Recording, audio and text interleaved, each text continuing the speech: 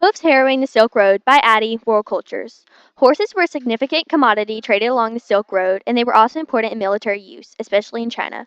These animals had a value recognized by people from traveling traders to emperors in the Chinese court. China mainly valued horses for their use in the Chinese cavalry.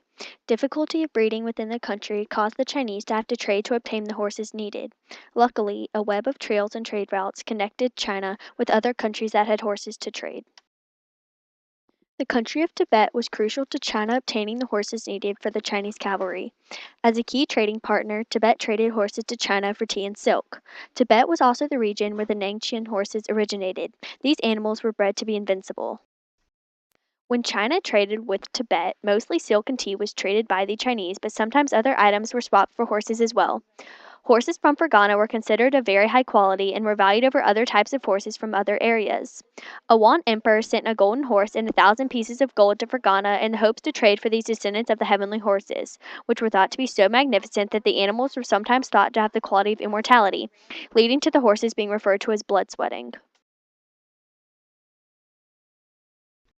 Some emperors, including Wudi, pictured here, thought that the heavenly horses would transport them to Kunlun, a magical place where they would live in prosperity forever. In Chinese folklore, the watery dragon lived in water. The Chinese believed that the heavenly horses originated from the water, having a connection with the dragons. This is why horses in Chinese art are occasionally depicted with wings, scales, or both. Since the horses are associated with the dragon, the symbol of the Chinese emperor, people believe that a pair of horses would carry the emperor to heaven. Tarpans, pictured here, a pony breed, were used by travelers along the Silk Road because their shaggy fur allowed them to withstand the frigid temperatures of the steppes, unforested prairie land in Asia and southeastern Europe. However, Emperor Wudi wanted Fergana horses, which were bred especially for warfare purposes. Poor conditions on the return trip from the west resulted in the death of many horses, but the emperor sent a following group that contained veterinarians to cure any unhealthy issues with the animals. These horses were referred to as heavenly horses and were traded to China from the west, raised in a region called Fergana. They were often called blood sweating, reflecting the high value the horses were considered to have, giving them the quality of such magnificence that it was thought they could defy natural boundaries and possess the quality of immortality. Although the Chinese had obtained short and bushy haired horses from Mongolia, the Arab horses were of a greater value.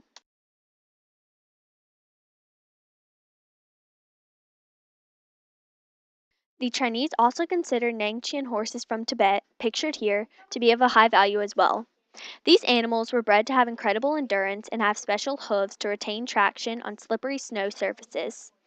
Nangqian horses were often considered to be invulnerable to the harsh climates of many areas along the Silk Road. Since the Pleistocene era, pre-human, tarpans have occupied the steppes.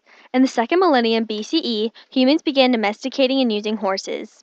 Horse trade really began in the 11th century, when China traded for these animals for the cavalry to defend against nomadic invaders. Although Kublai Khan's army overthrew the Chinese army with China's Tibetan horses, China continued to trade tea and silk for horses throughout the Ming and Qing dynasties until 1912.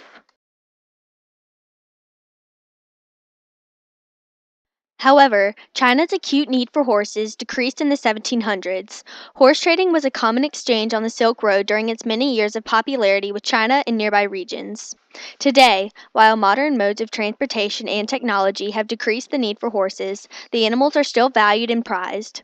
In Tibet, there is an event called the Nanku Horse Festival, one of many events in Asia to remember the importance of horses in earlier time periods. The Tea Horse Road was used for trade between China and Tibet.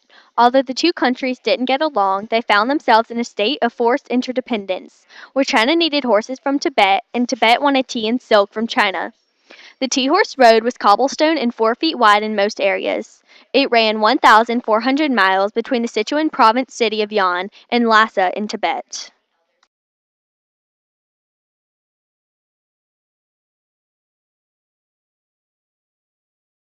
Trails were navigated by horse, due to difficult uneven ground for foot travel.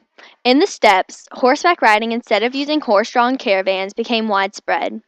To travel across the Tibetan plateau, pictured here, Nangqian horses from Tibet were ridden, due to the animal's large lungs adaptation to the extreme lack of oxygen in this area, and resilience to uneven ground.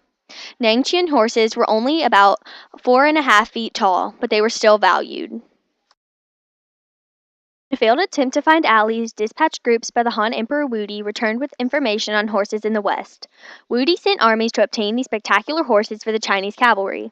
The horses would be useful in helping the soldiers fend off the threatening nomadic peoples of Mongolia, the Huns, and other northern and northwestern areas. China traded Tibet 130 pounds of tea for one horse. Missions were sent by the emperor to obtain the horses from foreign areas. In addition to tea, China also traded Tibet fine silk. Lack of calcium in the Chinese environment made horse breeding extremely difficult, forcing China to have to obtain horses from foreign regions. Wealthy members of Chinese society favored riding horses as a mode of transportation, and these animals were also used to transport goods to other areas. With modern vehicles, the demand for horses isn't as great. The once bustling Tea Horse Road has fallen to the paved roads of modernization.